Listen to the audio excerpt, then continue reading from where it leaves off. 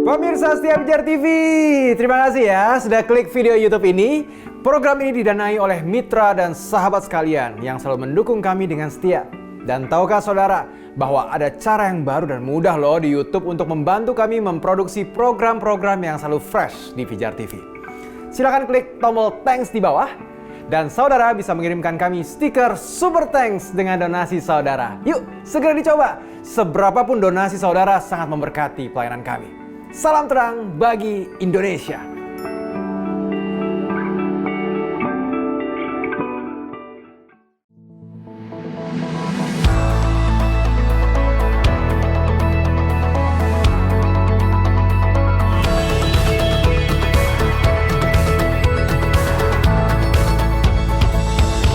Shalom sahabat pijar.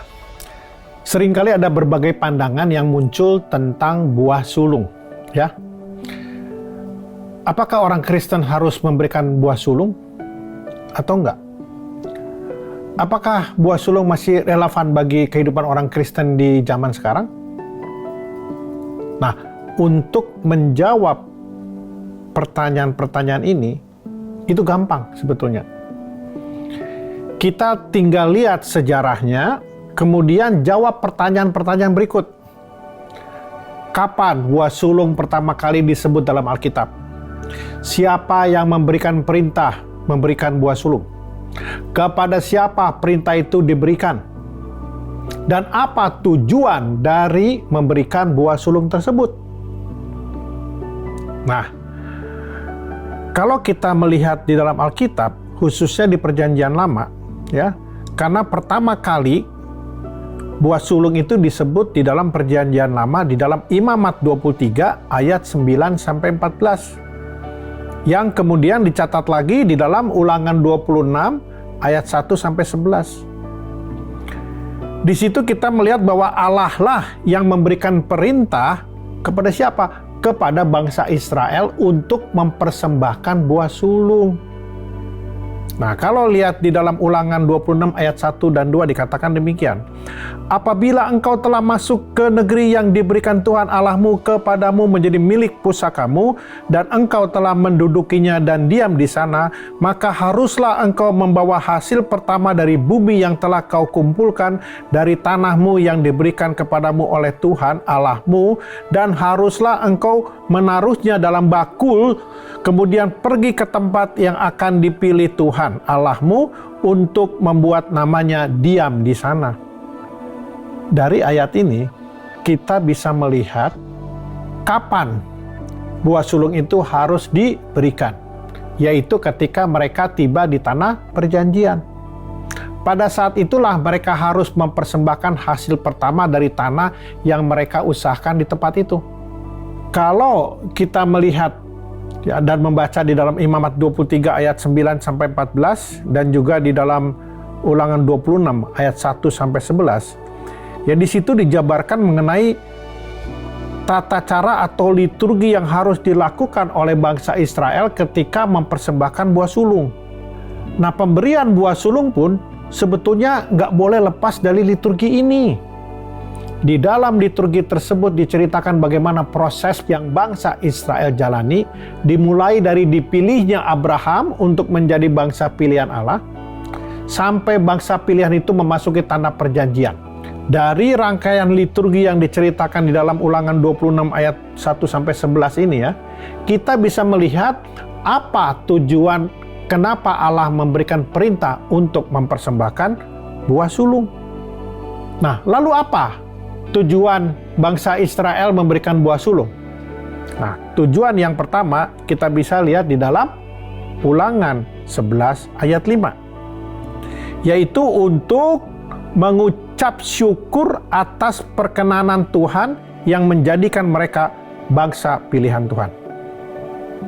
Jadi yang telah Allah pilih melalui nenek moyang mereka, yaitu Abraham. Itu yang pertama. Tujuan kedua, yaitu sebagai peringatan akan kasih setia Tuhan terhadap bangsa Israel yang membawa mereka keluar dari perbudakan di tanah Mesir. Dan tujuan ketiga, yaitu sebagai ucapan syukur bahwa mereka telah memasuki tanah perjanjian yang Allah sudah janjikan melalui sumpah kepada nenek moyang mereka, supaya mereka bisa berdiam di sana, sehingga mereka bisa menikmati hasil dari tanah yang berlimpah susu dan madunya. Nah, inilah tujuan yang menjadi dasar dari bangsa Israel memberikan buah sulung. Sayangnya, di zaman sekarang ini, orang-orang Kristen memberikan buah sulung dengan motivasi yang salah.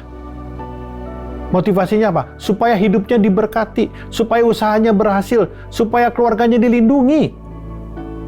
Padahal, kalau kita mau benar-benar mengerti, pemberian buah sulung ini memiliki esensi yang sangat dalam loh. Kalau kita mau tarik esensi dari buah sulung ke dalam kehidupan orang-orang Kristen masa kini, esensinya adalah pemilihan Tuhan atas umatnya melalui Yesus Kristus.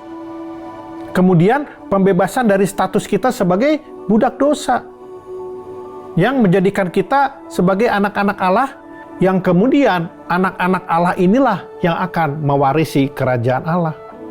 Lalu bagaimana aplikasinya dalam kehidupan orang-orang percaya masa kini?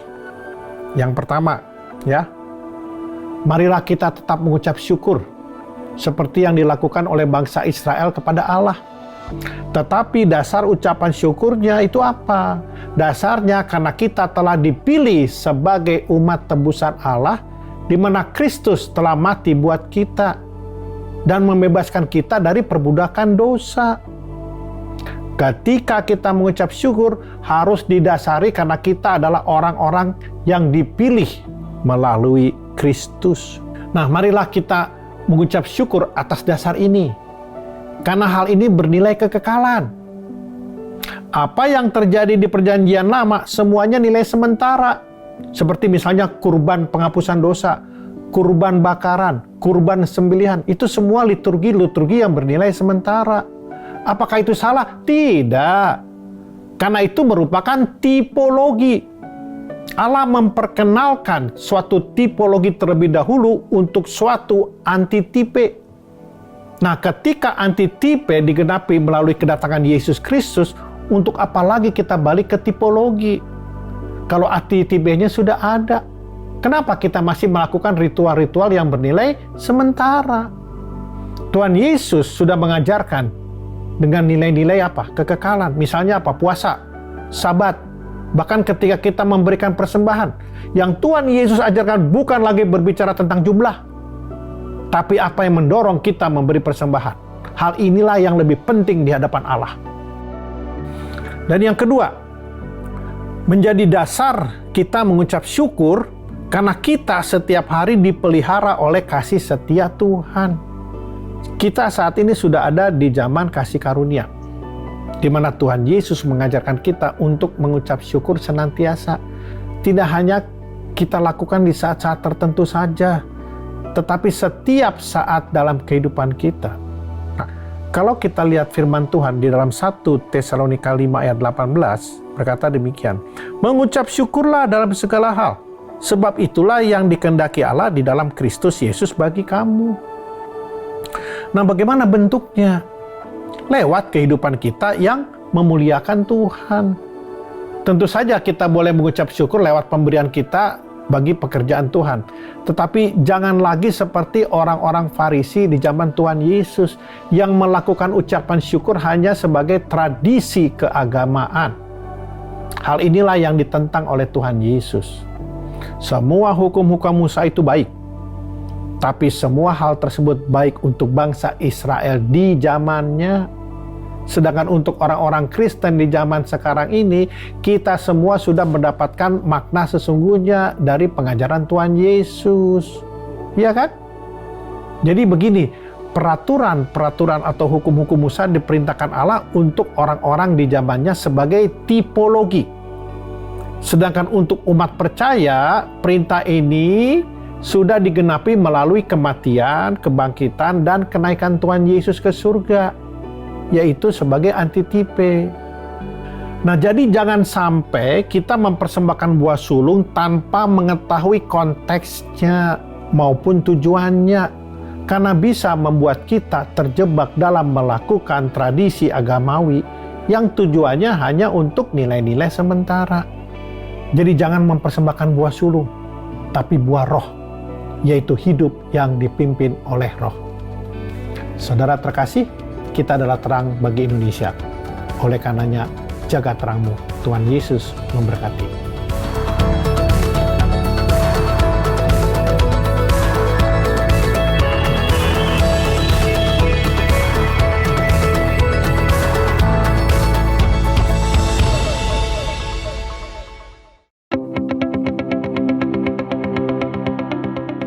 Sahabat Pijar TV, Shalom, apa kabar? Terima kasih sudah menjadi sahabat dan menjadi pemirsa setia program-program Pijar TV. Kami sungguh rindu agar saudara bukan saja diberkati dengan menyaksikan program-program ini, tapi juga dapat berinteraksi dengan kami untuk berdiskusi dan bahkan didoakan melalui WhatsApp dan telepon yang tertera di layar kaca ini.